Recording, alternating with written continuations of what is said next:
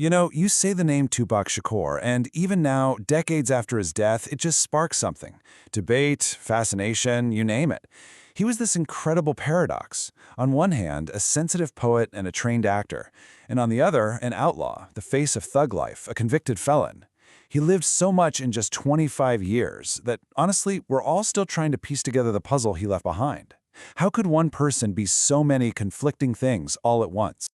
Okay, so here's how we're going to try and unpack this. First, we'll look at that central contradiction that really defined him. Then, we'll trace it all the way back to his revolutionary roots.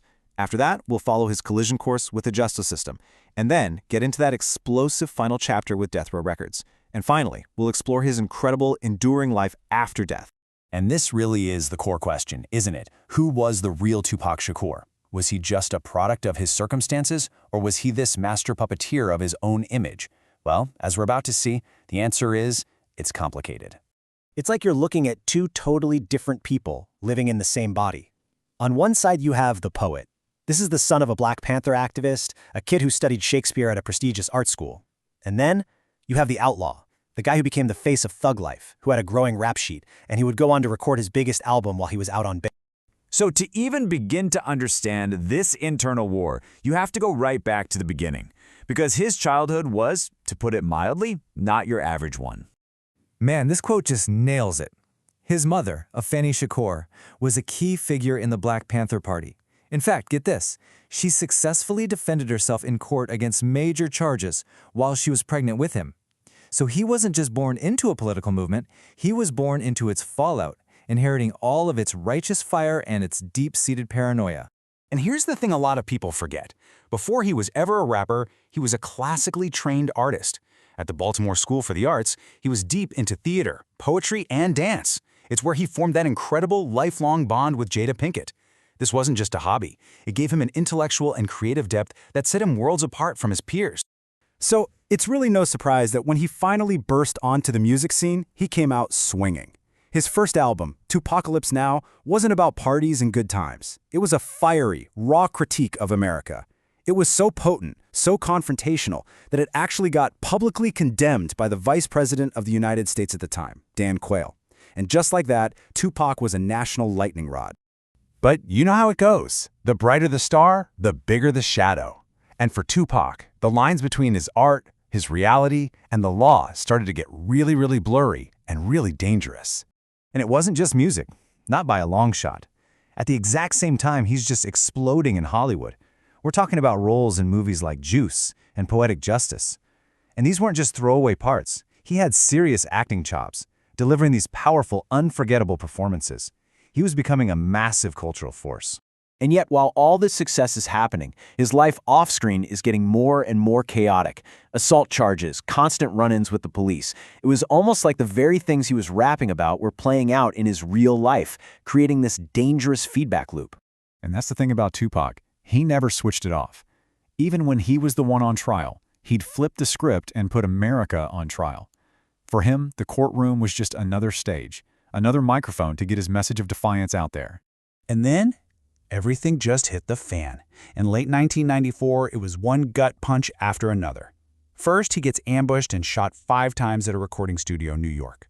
The very next day, he shows up to court in a wheelchair and gets convicted of sexual assault.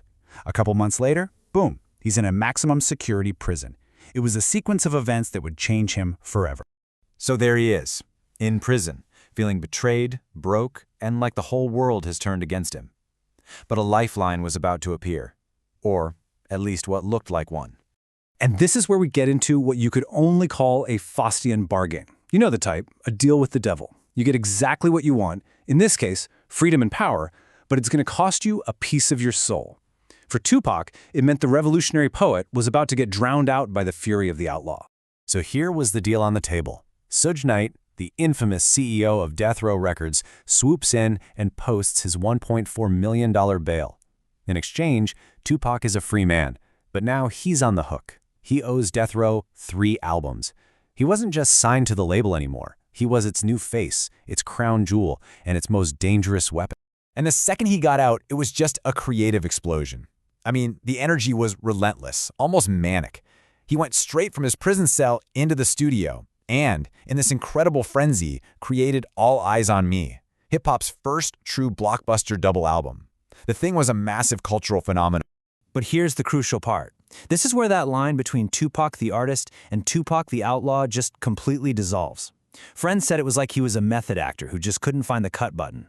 He fully leaned into the gangster image that Death Row was selling, and in a way, he became the character the world wanted him to be. It was his most successful period, for sure, but also his most perilous. And, well, that path could only lead to one place: a violent, tragic, and heartbreakingly premature end. But in the strangest way, his death wasn't the end of his story. It was more like the beginning of his legend. We all know the grim details. Las Vegas, after a Mike Tyson fight, a white Cadillac pulls up, shots are fired, and 6 days later, Tupac Shakur was gone. The world was just stunned. He was only 25 years old. Just let that sink in for a second. Today, he'd be in his early 50s. Think about all the art, all the movies, all the music we never got to see. He was truly just getting started. Which really brings us to the biggest question of all, doesn't it? Decades later, with his murder still unsolved, why does his influence just seem to get stronger every single year? Well, it's because he's become so much more than a musician. He's a global symbol of rebellion, almost a modern-day myth. I mean, we're talking about a guy whose life is taught in university courses. His face is on murals from Brazil to the Bronx. He performed at Coachella as a hologram 16 years after his death. He's not just a rapper anymore, he's an icon. So at the end of the day, why can't we look away? I think maybe it's because his story is America's story, just condensed into one life. All the hope, the conflict, the brilliance, the tragedy, and maybe, just maybe, in his constant struggle between the poet and the outlaw, we see a reflection of the contradictions that don't just define our society, but the ones inside ourselves, too.